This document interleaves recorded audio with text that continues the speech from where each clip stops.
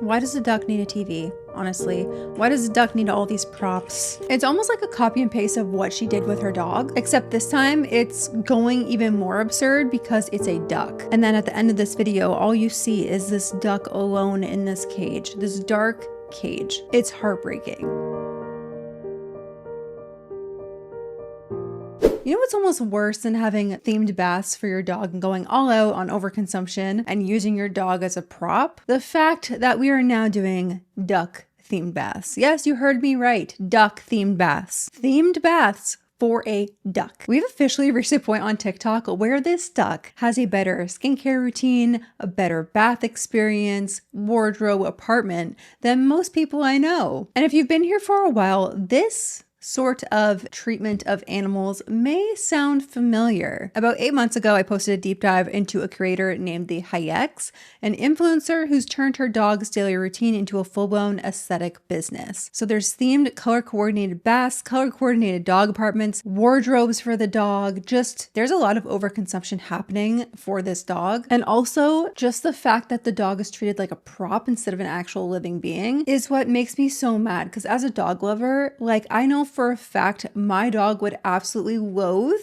any of these things. And that says a lot because she lets us do basically whatever we want to her. We'll cuddle her, we'll kiss her, she'll be totally fine with us loving on her. But the minute we have to do any sort of like self-care, cleaning her ears, washing her paws, she does not like that stuff. And I know every dog's different, but I don't think they're that different. And if you're thinking, well, you know what? She's not doing overconsumption for this dog, you're wrong. Just go take a look at her Amazon storefront. Guys, last time I checked, which was 8 months ago, she had over 283 products in her Amazon storefront for her dog specifically, but now she has 396 items for a puppy, and there's a new folder called Ducky with 58 items in it. Just off the get-go, I'm telling you guys that this creator is promoting overconsumption. I don't have a problem with promoting something you really love, something once in a while. Every video is a sales pitch to you guys, and she is profiting off of it big time. Like there's Amazon influencers, and then there's the Harass. Completely two different things. When I first did my video about the Harass, I said that her content went from harmlessly extra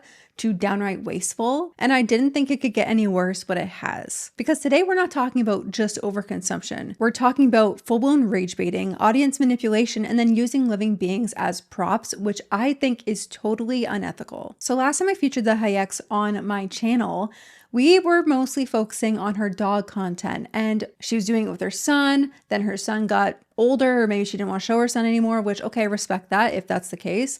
Then she got a puppy, and then her content centered around going extra above and beyond for her puppy. But then that puppy grew up, so then she got another puppy and then started showing that puppy's bath routines. And then once that puppy grew up, now she's doing ducks. And just like before, it's not about the duck's well-being. It could be disguised or intended to come off that way, but it's not. It's all for clickability. It's about the aesthetic, because if you look at the enclosure that this duck is in, she sets up the duck apartment. There's tons of comments saying like, this duck needs a friend, first of all. They need another duck there. And the enclosure is way too small. The thing with the enclosure is like this wooden crate, and she basically stuffs it with random decor to make it look cute on camera. Meanwhile, this stuff is just taking up space that the duck could use. There's props and of course matching items, all linked to her Amazon storefront in that Ducky folder. It's almost like a copy and paste of what she did with her dog, except this time it's going even more absurd because it's a duck.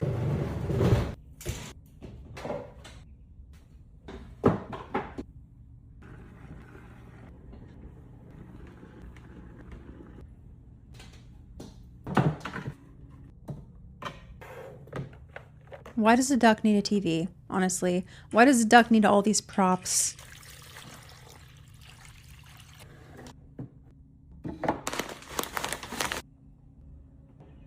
Why does a duck need a little mug? Or those lights?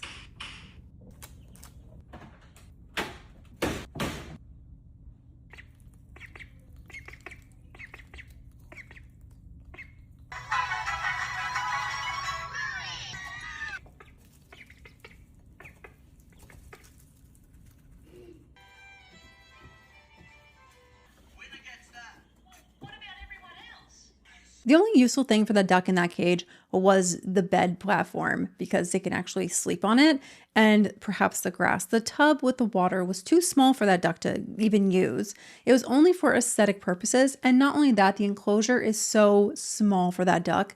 And ducks need a friend. Ducks need to have companions, and that duck is all alone. Ducks need friends and should not be kept alone because they are highly social animals that need the companionship of other ducks for their mental and social well-being.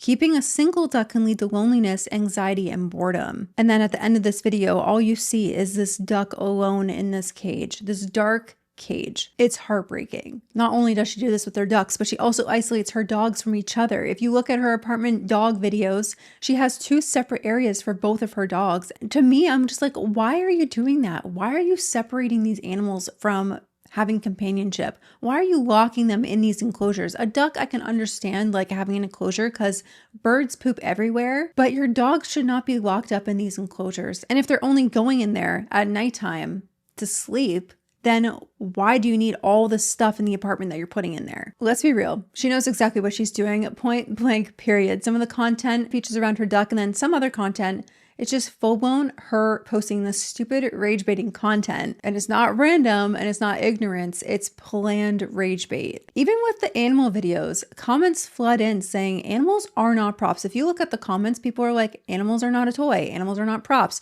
She sees these comments and you think that getting the vast majority of these comments would hinder her from posting this content. And I don't want you guys to come at me and say like, you're not an animal lover, blah, blah, blah.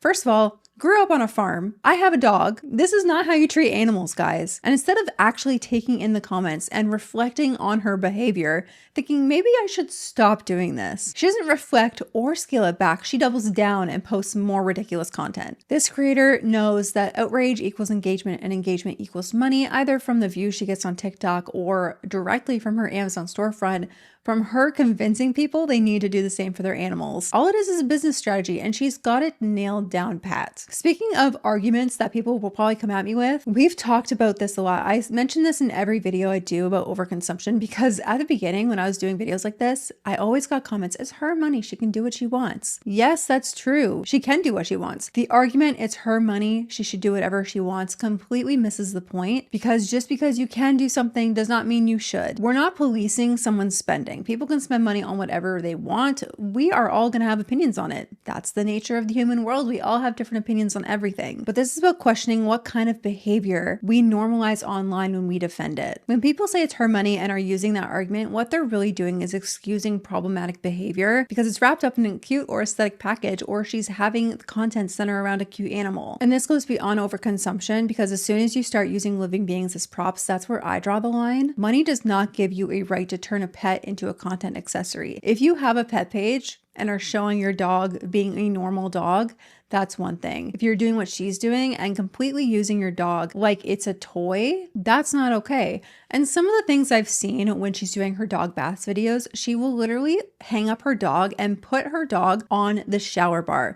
First of all, those shower bars that hold the shower curtain are not stable. The amount of times that I've had mine fall down, not just in this place that I'm living now, but in other places, they are not stable enough to hold even a small dog hanging from it. Then also, when she's putting up her apartments, you could have seen in the past that she had her dog up on a very high platform. It's unsafe. So she's putting her animals in these unsafe conditions for content. If people don't have a problem with that, I don't know what to tell you. Like, you should have a problem with that. And the over-the-top content does not just stop at her animals, it's everywhere on her page. One of the videos I saw made me so angry because I'm just thinking about, like, why are you doing this? She dumped out empty bottles of native body wash or whatever, put it in her tub, and was deep cleaning these empty bottles for no reason. First of all, there's no way you accumulated all those empty bottles. So the only logical yet stupid explanation that anyone could think of, myself and people in the comments, were saying that, did she just dump all of this product somewhere so she could film this video? Like, the video says, point of view, it's monthly empty bottle wash day. Are you serious? And this is not the first content that she's posted like this where it's absolutely absurd. She's done hairbrush videos where she puts all of her hairbrushes in the tub and washes them. First of all, total waste of water to do any of this stuff. Second of all, who needs that many hairbrushes? Then she does claw clips cleaning, where her entire tub is filled with multitudes of claw clips, more claw clips than I've seen a store even have. Then she has hundreds of beauty blenders that she made dirty by like swiping makeup on them or something and is deep cleaning those. Then the one that really topped the cake for me was makeup deep clean day, where she took every single bottle of makeup she owns and skincare, dumps it in the tub, fills it with water, and deep cleans the outside of her makeup bottles. This is so wasteful, guys. So wasteful. Not only are you wasting water to make this video, but you're also damaging the products that you are deep cleaning. What if they're not sealed right? What if water gets into the powders that you have in there or any of the other products that aren't supposed to have water in them? What happens then? You ruined thousands of dollars worth of products. And while she may get these products for free, this is still wasteful. It's the most out of touch behavior that anyone could show online, in my opinion. There's a lot. And then there's this. The amount of people that would love to have any of these high-end products, majority of her audience, and she's just here wasting money for the sake of, I can do it and it's going to enrage you, so I'm going to make money from it. And that's what bothers me. And if you're really looking for proof that money is just not an issue for this creator, she casually dropped that she spent $3,000 at Sephora. So this is just another reminder that money is not an obstacle here. And when finances aren't a limitation, the overconsumption will never stop. She makes content, gets paid from the content, then she buys more stuff to make more content, and it's a never-ending cycle. The income funds more buying and more ridiculous content like her using her dogs and ducks as props. Another thing she's been doing recently that's kind of new content for her, from what I can see, is her doing kitchen restocks, but she's replacing every single thing in her kitchen, new kettles, new utensils to match the theme of what she's trying to go for. So in the summertime, I think it was mostly around like fruit-centered objects or animal-inspired. She's buying so much stuff and promoting so much overconsumption. I don't even know where she stores half this stuff.